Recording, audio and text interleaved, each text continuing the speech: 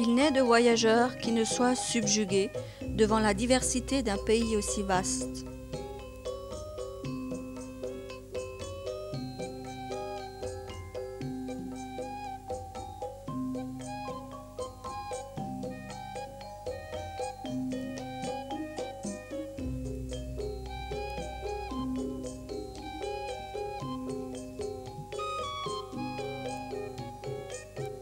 La République d'Indonésie représente le plus vaste archipel du monde avec ses 17 500 îles.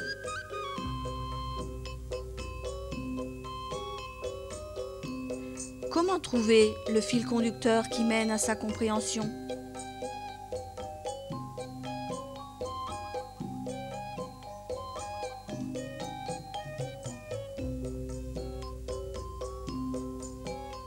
Si de prime abord cela semble impossible, avec un examen plus minutieux, il se dégage de chaque région une tradition millénaire bien vivante dans l'âme de ces peuples.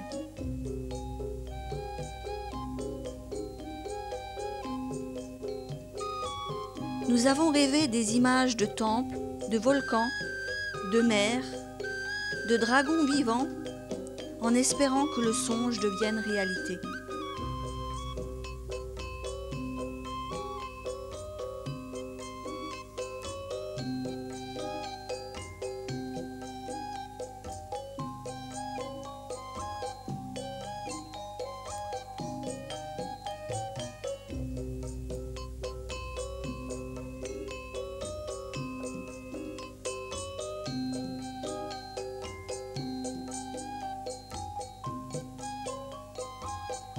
En quittant Jakarta, capitale de Java, il nous a fallu 45 jours pour traverser 3000 km de terre et de mer.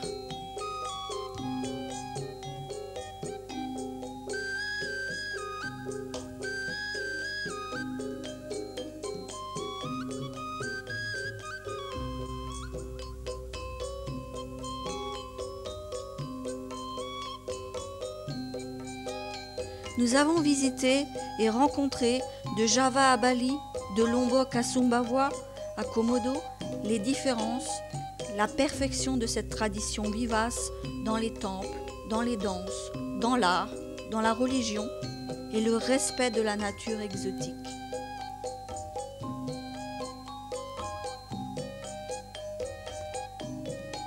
En Indonésie, les dieux et la nature ont passé un pacte avec les hommes.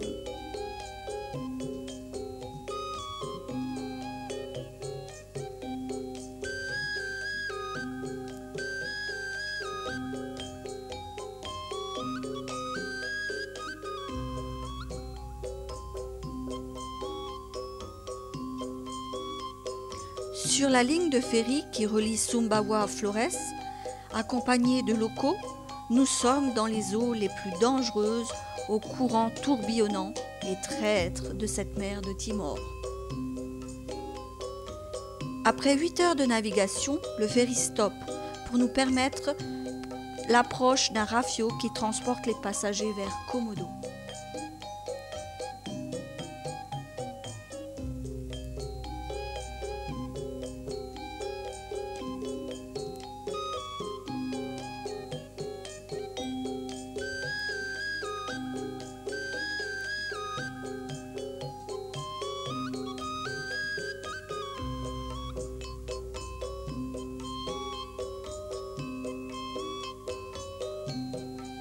La seule agglomération de l'île est Kampung Komodo, un village de pêcheurs implanté dans la baie est en face de 2 îlots désertiques.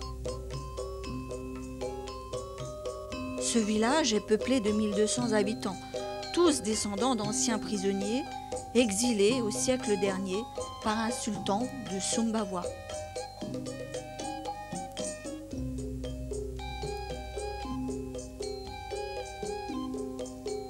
Ils sont musulmans et d'une grande hospitalité. Ils vivent dans des maisons sur pilotis.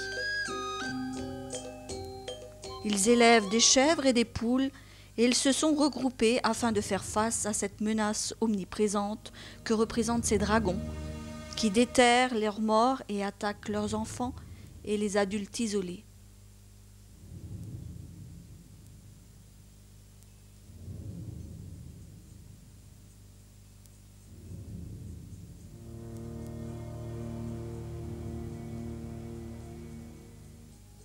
Au camp, les touristes sont dans une réserve nationale où les guides armés de longs bâtons accompagnent les personnes dans leurs déplacements.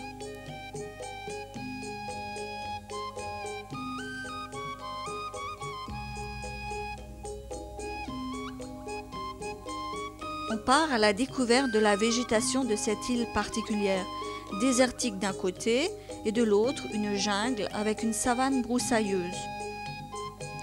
Notre marche nous amène dans la vallée de Poreng, à 7 km du camp, d'où l'on a un panorama sur les deux côtés de l'île et sur les lointaines côtes de Flores.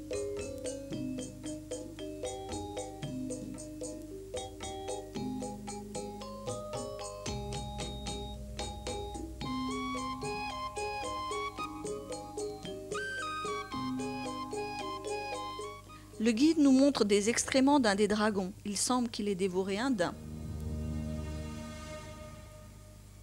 Les rumeurs parlent de monstrueuses créatures, de dragons aux énormes griffes, aux dents redoutables et à la terrible langue jaune.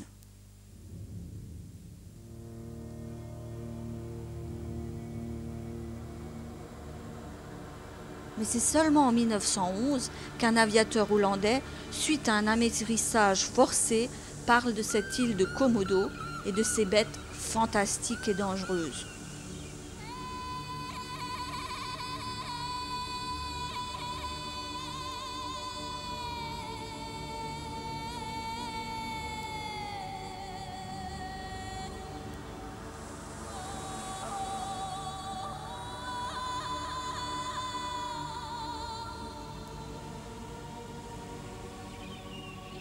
Le dragon de Komodo est un varan, le plus grand varan du monde, mais aussi le plus rare. Les locaux le nomment crocodile de terre.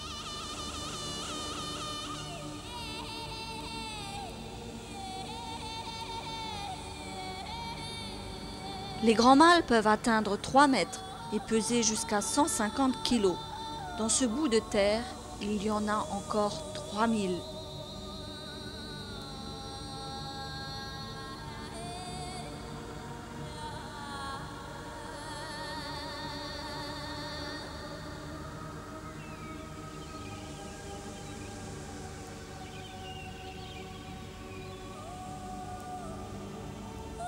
Notre première impression, c'est que ces géants font penser aux dinosaures de l'ère secondaire.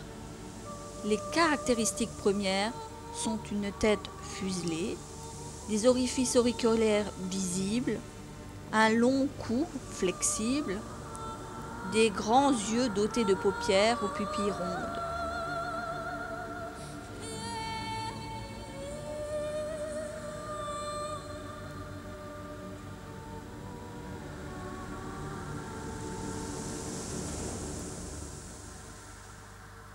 Une mâchoire mobile, puissante, avec une dentition de 50 dents pointues, coupantes et légèrement inclinées vers l'arrière.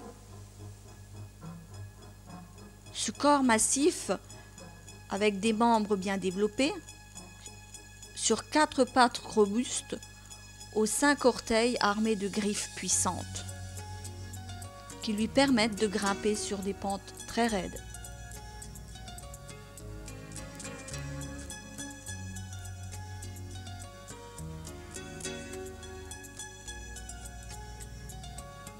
Sa longue queue peut lui servir aussi d'arme comme massue ou gouvernail quand il se met à courir à plus de 40 km à l'heure.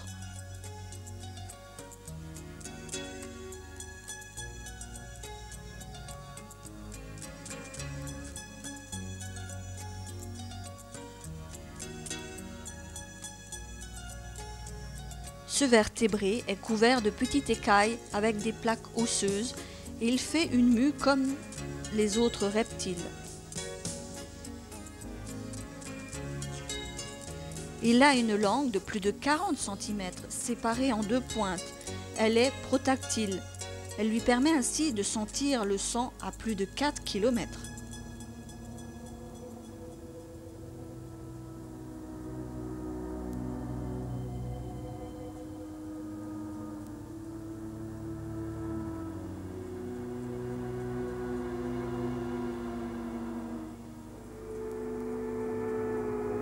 Ce carnivore affectionne les daims, les sangliers, les chèvres et les crustacés.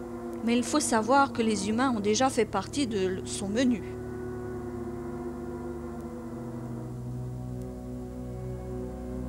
Ce terrible prédateur à sang-froid a un appétit féroce, car il peut engloutir plus de 3 kg de viande en 1 minute, c'est-à-dire 3 fois plus qu'un lion. Il peut vivre plus de 60 ans et les femelles sont 3 à 4 fois plus petites que les mâles. Elles pondent 30 œufs qu'elles enterrent dans des terriers. Après 9 mois, les petits dragons voient le jour et immédiatement il leur faut se méfier des adultes qui peuvent les dévorer.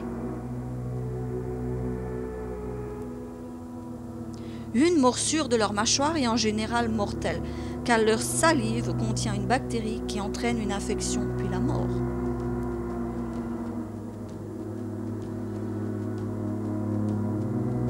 Sa température ne peut dépasser les 40 degrés, car il peut faire un choc thermique.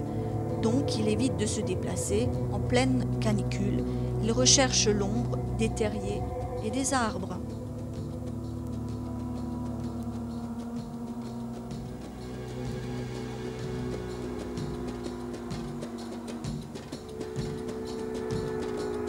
Sur cette île, 8 mois de l'année, c'est la saison sèche. Cela entraîne une fournaise. Après ces images, on ne peut qu'espérer que ces dragons de Komodo puissent encore exister longtemps, car comme toujours, l'appât du gain, les trafics en tout genre font craindre qu'un jour, ces survivants ne fassent plus partie de notre monde et qu'ils aillent rejoindre le mythe et les légendes.